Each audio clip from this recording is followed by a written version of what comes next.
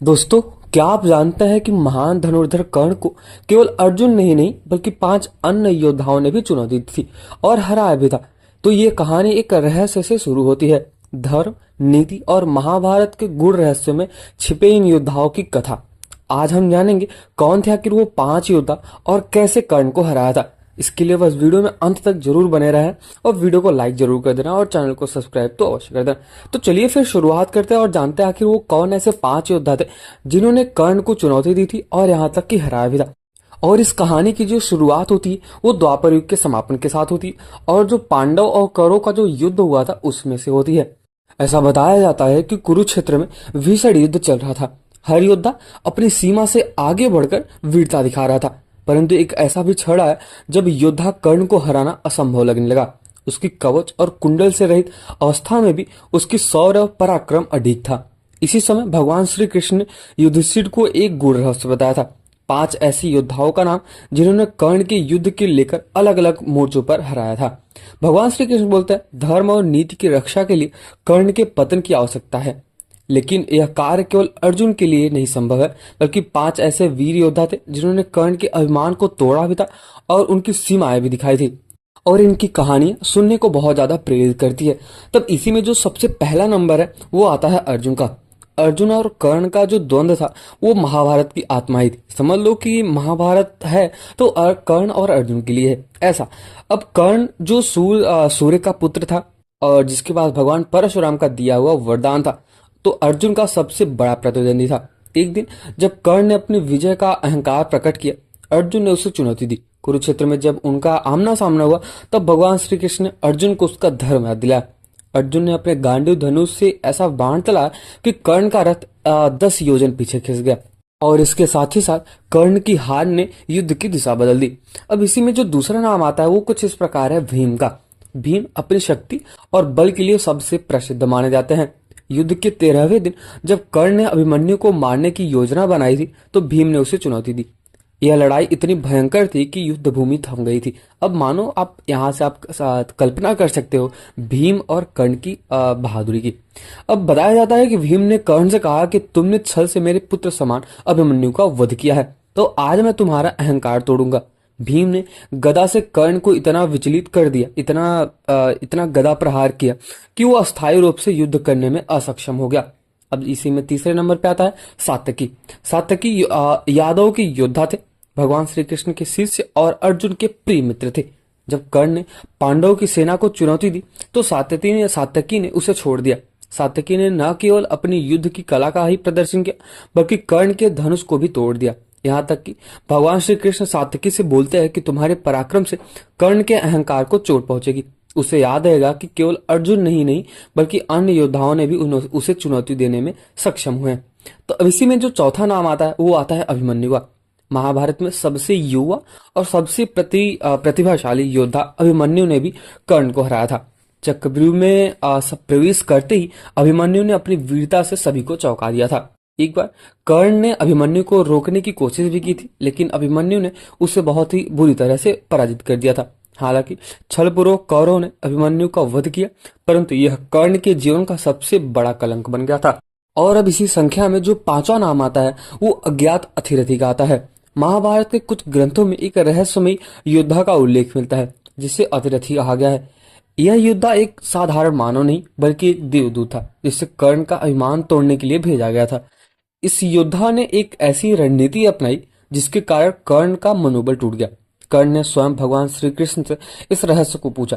तब भगवान श्री कृष्ण ने बताया कि यह धर्म का प्रतीक था जो तुम्हारे अन्यायपूर्ण कर्मों का उत्तर देने आया था।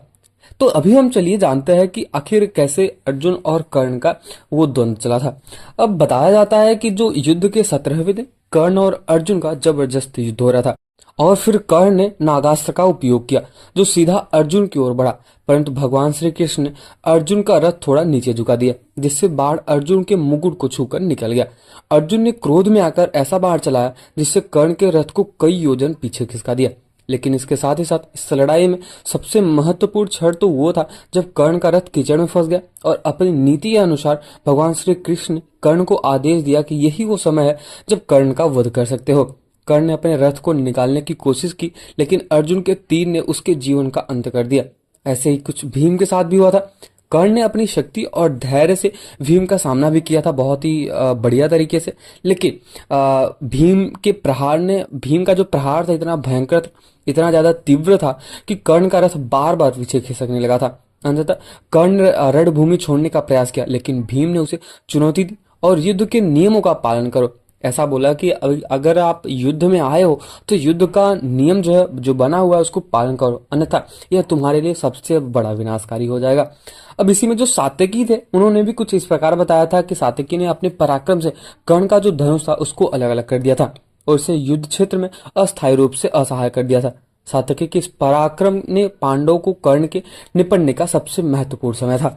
सबसे इंपॉर्टेंट चीज मैं आपको बताने वाला हूँ जो सबसे ज्यादा महत्वपूर्ण है कि भगवान श्री कृष्ण ने कर्ण को सबसे पहले ही बता दिया था कि भाई तुम कुंती के पुत्र हो और तुम जो पांडव हैं, जो पांचों पांडव, वो तुम सबसे बड़े हो।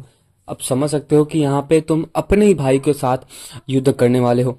अब यहाँ पे जो कर्ण है उसकी समझो मति तो मारी ही गई थी, क्योंकि वो अपने मित्र धर्म निभा रहा था और जो असली धर्म होता है उसको ठुकरा रहा था। और यहाँ पे कर्ण ने भगवान श्री कृष्ण से कहा कि प्रभु कुछ भी हो जाए, मुझे ये चीज पता है, मतलब कि मैं बहुत ही गलत मार्ग पे जा रहा हूँ और शायद मेरी इससे मृत्यु भी हो सकती है। लेकिन मैं आपको बताना चाहूंगा कि एक वो समय था जब दुर्योधन मेरे साथ थे और कोई भी नहीं था, तो इसलिए मैं अभी अपने मित्र धर्म निभाऊंगा और चाहे कुछ भी हो जाए, चाहे आप मुझे समझाओ, मैं समझ रहा हूँ हर एक बात को, लेकिन मैं दुर्योधन के साथ ही रहूंगा। ठीक इसी प्रकार जब माता कुंती उनसे मिलती है तो उनसे एक बात और बोलती है और वहां पे कर्ण भी एक वचन देता है अपनी माता कुंती को कि मैं आपके जो 5 पुत्र हैं ना उन सबको नहीं मारूंगा, खाली एक के साथ मैं द्वंद्व करूंगा, जो है जिसका नाम है कर्ण। क्योंकि कर्ण से सबसे बड़ा दुश्मनी था अर्जुन को और कर्ण को भी। जो पूरा महाभारत का युद्ध है मेरे हिसाब से वो कर्ण और अर्जुन के ऊपर ही है।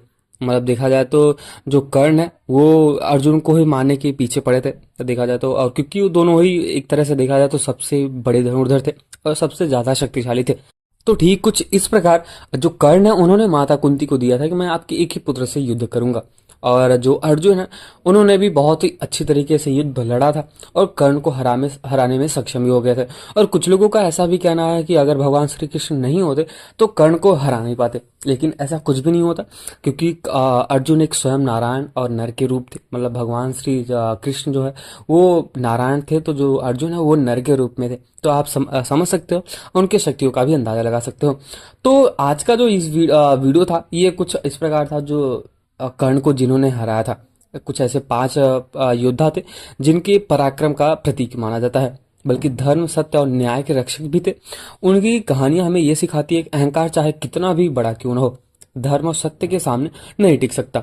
युद्ध केवल शक्ति से ही नहीं होती, बल्कि नीति, धर्म और धैर्य से अगर जीता जाता है। तो कर्ण की पराजय इन 5 योद्धाओं के साहस और निष्ठा का परिमाण थी। यही कहानी हमें यह भी प्रेरित करती है कि जीवन में कितना भी बड़ा संघर्ष क्यों ना हो जाए, यदि हमारे साथ धर्म, सत्य और न्याय है तो विजय निश्चित है। तो मित्रों, इस रहस्यमय गाथा को याद रखें और इसे अपने जीवन में अपनाएं। तो अगर आपको ये वीडियो पसंद आया तो वीडियो को लाइक जरूर कर देना और चैनल को सब्सक्राइब तो अवश्य कर देना। और अगर आपको भी कुछ सुझाव और सलाह देना है कर्ण के बारे में, जरूर, मुझे लगता है कि आप कर्ण के बारे में जरूर कुछ ना कुछ सुझाव और सलाह देंगे, तो आप कमेंट सेक्शन में दे सकते हैं। मिलते हैं किसी और वीडियो में, तब तक के लिए जय श्री कृष्ण।